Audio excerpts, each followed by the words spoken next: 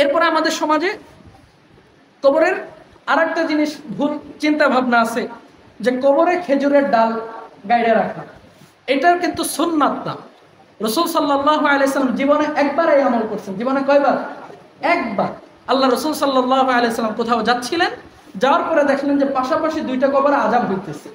আল্লাহ রাসূল সাল্লাল্লাহু আলাইহি সাল্লাম এক সাহাবীকে বললেন যে একটা খেজুরের ডাল নিয়ে এসো, কাঁচা। কাঁচা আনলেন, আনার পরে রাসূল সাল্লাল্লাহু আলাইহি সাল্লাম দুই কবরের মাঝখানে কি করলেন? একটা ডাল গাড়িয়ে দিলেন। তখন আযাব বন্ধ হয়ে গেল।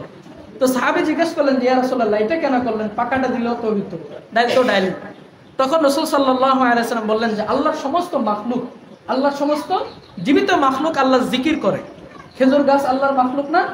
এই পাতাও আল্লাহ জিকির করে। দুই কবরের মাঝখানে এই জন্য দিলাম এটা গায়রা, যেটা যতদিন তাজা থাকবে জিকির করবে, ততদিন এই কবরের পাশে জিকির হওয়ার কারণে আল্লাহ তাআলা আযাব বন্ধ রাখবেন। বলেন সুবহানাল্লাহ। এই জন্য কবরের কি করতেন? খেজুরের গাছ দিচ্ছেন। কয়বার? ওই একবার রাসূলের জীবনে।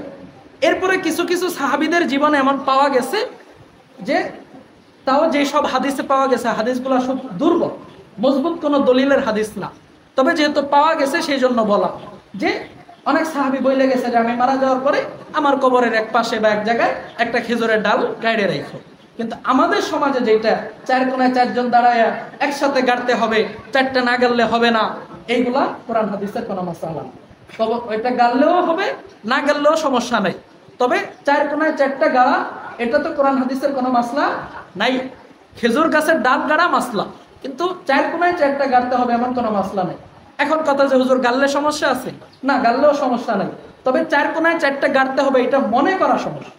এটা মনে করলে বিদআত হয়ে যাবে, তখন গুনাহ হবে। সব কামাবার যায় যদি মনে করেন যে চার কোনায় চারটা গাড়াই শরীয়তের হুকুম, এটাই মনে হয় ইসলাম, তাইলে হবে গুনাহ। ওটা মনে না করে আপনি এমনি চার কোনায় চারটা গাড়ি দিতে পারেন যাতে আযাব না হয়, এই মন মানুষের থাকলে সমস্যা নেই।